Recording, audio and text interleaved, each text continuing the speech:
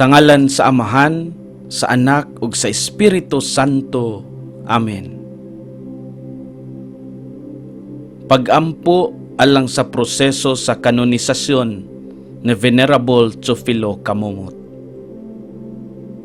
Makagagahom og kanunay nga buhing Dios, ang imong grasya ug ang gugma alang kanimo mao ang naghimo sa imong alagad, Venerable Teofilo Kamumot, sa paghalad sa iyang kinabuhi diha sa pag-alagad kanimo, isip pari ug obispo.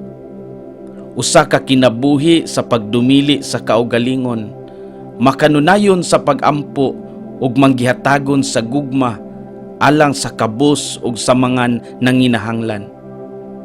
Itugot nga ang iyang mga hiyas maghatag sa tanan og makanunayong panig-ingnan, ug makita sa simbahan nga angay siya ibayaw sa kadungganan sa mga altar. Isip timaan sa imong kaayo alang sa pagpasidungog niining imong alagad, mapaubsanon kaming nangaliyopo kanimo nga imong itugot kanamo kining among gipangayo.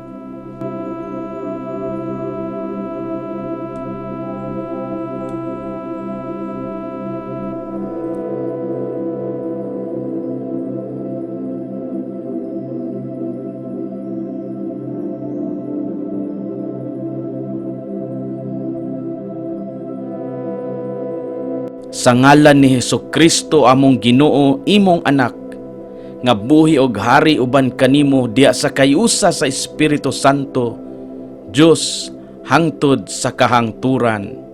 Amen.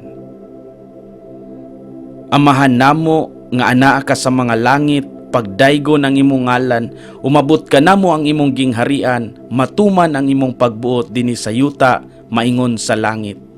Ang kalanon namo sa matag adlaw, ihatag ka namo karong adlawa, ug pasayloa kami sa among mga sala, ingon nga nagapasaylo kami sa mga nakasala kanamo, ug dili mo kami itugyan sa mga panulay, hinunua luwasa kami sa kadaotan. Amen. Maghimaya ka Maria, napuno ka sa grasya, ang Ginoo anaa kanimo, bulahan ikaw sa mga babayi nga tanan, ug bulahan man usab ang bunga sa tiyan mo nga si Jesus. Santa Maria, inahan ka sa Dios, igampo mo kaming mga makasasala, karon ug sa oras sa among ikamatay. Amen. Himaya sa Amahan, sa Anak, ug sa Espiritu Santo. Maingon sa sinugdan, karon ug sa gihapon, ug sa mga katuigan nga walay katapusan. Amen. Sa ngalan sa Amahan, sa Anak, ug sa Espiritu Santo. Amen.